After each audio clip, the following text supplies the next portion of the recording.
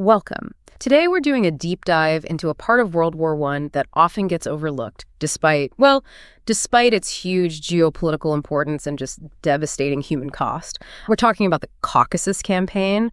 It was this brutal, complex fight in the really harsh mountains between the Russian and Ottoman empires. Our aim here is to unpack why this front mattered, who the key players were, look at the big battles, and understand the lasting impact it had, and still has, on the region. Absolutely. And, this really wasn't some minor sideshow. This was where two massive empires clashed head-on. You had deep historical rivalries, strategic resources everyone wanted, national ambitions. It fundamentally reshaped the modern Middle East and the Caucasus. The fault lines created then, we still see them today. It's crucial for understanding that part of the world now. Okay, let's paint the picture. World War I is raging across Europe, trenches, stalemate. But over here, in the Caucasus, it's a totally different kind of war. Rugged mountains, a place that's always been a flashpoint between empires. And the Ottoman Empire, well, they had very specific goals here. They certainly did. Yeah. Primarily, Istanbul wanted back the territories they lost in the Russo-Turkish War of 1877-78. We're talking about places like Artvin, Ardahan, Kars, and the really important port of Batum. But the war minister, Enver Pasha, he had bigger ideas, grand ambitions, really. He thought a successful campaign could push towards Tiflis, maybe spark a revolt among Caucasian Muslims, and, crucially, cut Russia off from Caspian oil. That was huge. Germany, their ally, was keen to anything to distract Russia from the Eastern Front. They even helped supply the Ottoman Third Army. Right. So the Ottomans are pushing aggressively. What about Russia? You mentioned the European front was their priority, but they must have been worried. Oh, deeply worried. And as it turned out, for good reason. They feared an Ottoman push to retake Kars and Batum. But they weren't just defensive.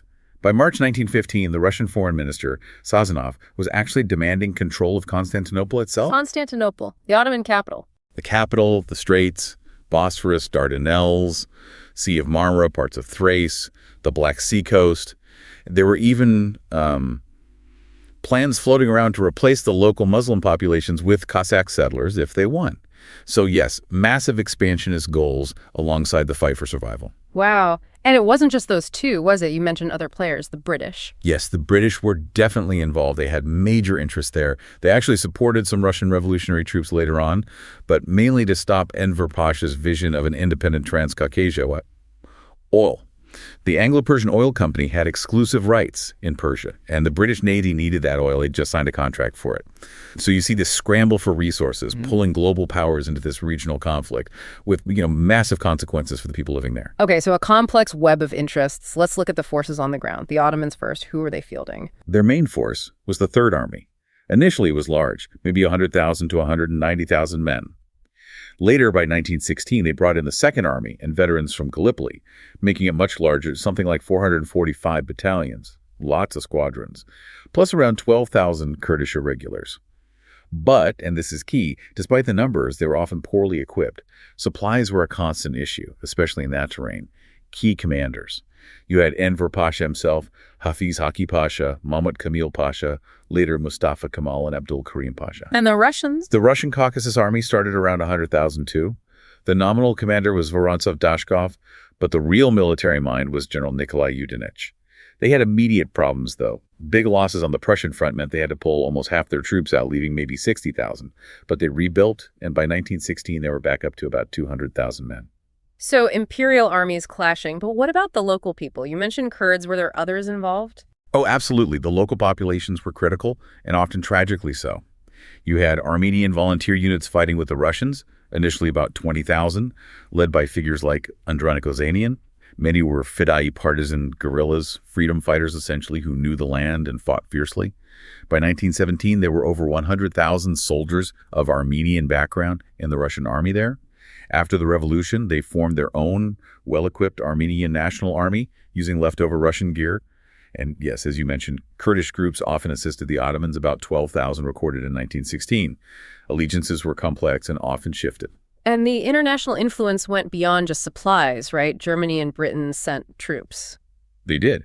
Germany didn't just send resources, they sent actual troops later on. They were competing with the Ottomans for influence, especially around the Baku oil fields. Ultin Kohl-Stange led some specific German operations there, and the British sent Dunster Force in 1918. a small, mobile unit, less than 1,000 Australians, Brits, Canadians, New Zealanders with armored cars. Their job was basically to secure the oil and block Ottoman advances towards Persia. It sounds like a real powder keg with new players emerging, too. Exactly. As the empire started to crumble, especially Russia, you saw new groups trying to assert control. The Transcaucasian Democratic Federative Republic, the Central Caspian Dictatorship, and then independent Azerbaijan, Georgia, and the Republic of Mountainous Armenia, all trying to carve out a state amidst the chaos. Even Japan played a role. They sent rifles, observers, technicians, even some volunteers fought with the Russians. It truly became a global conflict fought on Caucasian soil. Okay, so the fighting starts November 1st, 1914, Russian offensive. But then Enver Pasha makes a fateful decision. A huge one.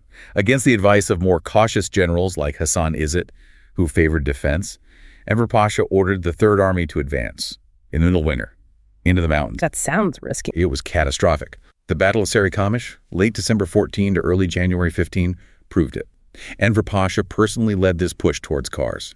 Meanwhile, the Russian general Yudenich bravely held Sarikamish, ignoring orders to pull back. The result for the Ottomans: devastation. Maybe only 10% of their army made it back. An estimated 30,000 died, not mainly from fighting, but from cold, from disease. The entire IX Corps surrendered. You take a picture at 6,500 feet elevation, snow, freezing temperatures, just horrific suffering. It showed how out of touch Enver Pasha was with the reality on the ground. And this massive defeat, it needed explaining back home. It did. And tragically, Enver Pasha blamed Armenians in the region. He accused them of being a fifth column, actively helping the Russians. This accusation, largely baseless but politically convenient, set the stage for something truly terrible. The Armenian genocide. Yes. It effectively began in April 1915. Around 250 Armenian intellectuals and leaders were arrested in Constantinople. The official reason given was that Armenians were siding with Russia, a potential internal threat, citing things like the Armenian defensive van. Then came the Teshir law, the deportation law. Armenian populations were forced from their homes, marched towards Syria and Mosul. These weren't relocations, they were death marches. Disease, starvation, massacres, attacks by guards and irregulars. It was systematic. The numbers are debated, but anywhere from 600,000 to 1.5 million Armenian civilians perished. Alongside them, hundreds of thousands of Greek and Muslim civilians also died in the chaos and violence, and thousands of years of Armenian culture, churches, monasteries destroyed. The scale is just hard to comprehend. A truly dark chapter. But militarily, after Sarikamish, the Russians gained the upper hand for a while. They did, largely thanks to Yudenich. He launched a brilliant surprise winter offensive in early 1916, the Erzurum offensive.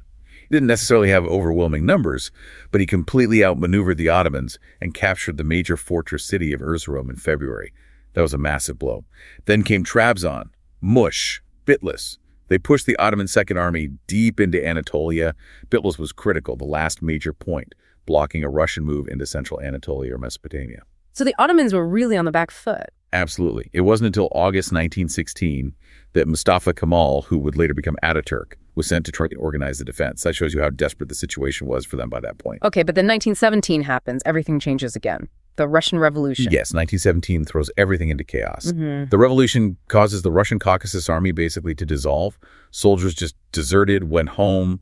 The whole region descends into political turmoil. A massive power vacuum opens up. And new groups tried to fill it. Right. You had committees forming, like the Special Transcaucasian Committee, then the Transcaucasian Sejm, trying to establish some kind of authority. And importantly, the Armenian Army Corps got formally established under General Nazarbekov. They managed to secure a lot of weapons and equipment the Russians left behind.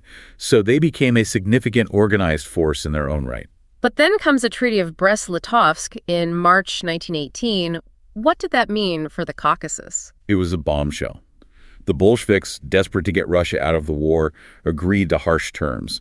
They ceded Batum, Kars, and Ardahan back to the Ottoman Empire.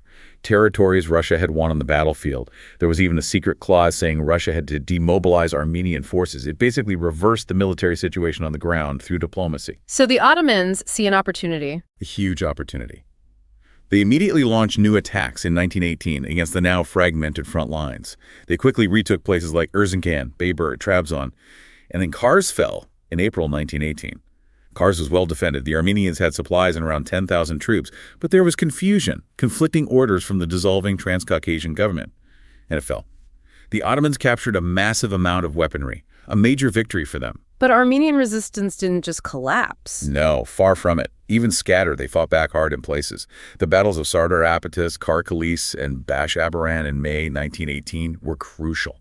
Armenian forces actually managed to inflict defeats on the Ottoman army. These victories were absolutely vital. They allowed the declaration of the First Republic of Armenia, alongside declarations from Georgia and Azerbaijan. These new nations emerged from the fighting. But Armenia was still under pressure? Immense pressure.